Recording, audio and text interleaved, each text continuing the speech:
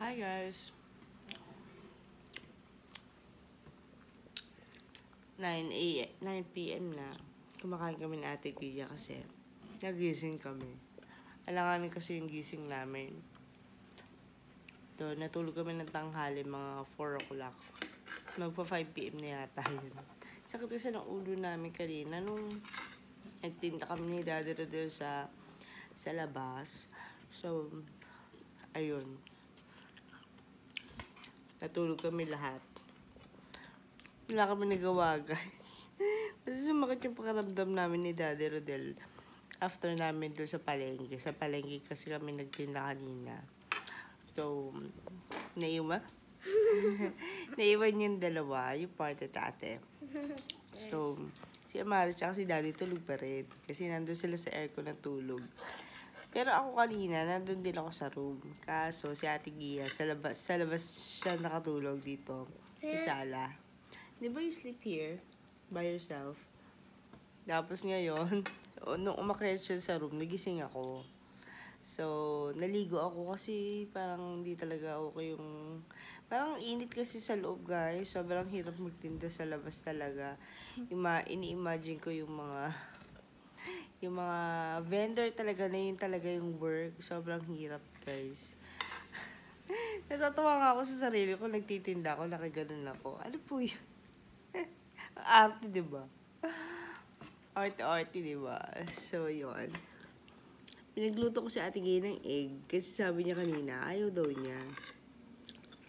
Pero, gusto naman pala niya kumain. Pero ako, guys, nauhaw talaga ako.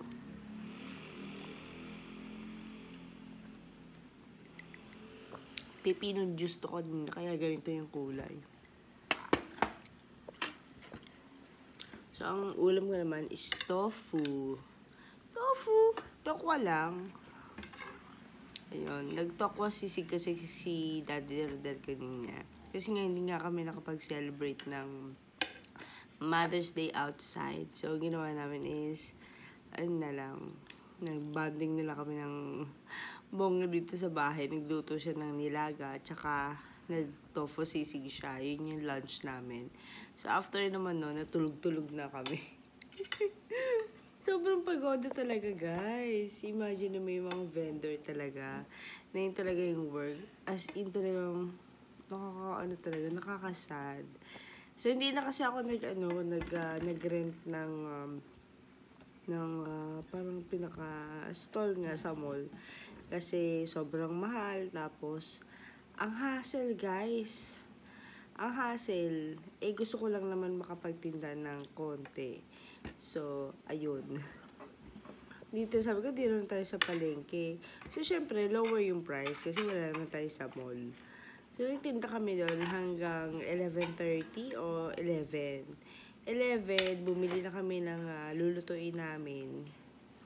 So, yun. Yun yung ginawa namin. Grabe, ang init. Tapos sumakit talaga yung ulo ko, guys. Siguro, ang init talaga kasi sa labas. So, yun lang yung mga ganap namin kanina. So, kakain muna ako, guys, ha.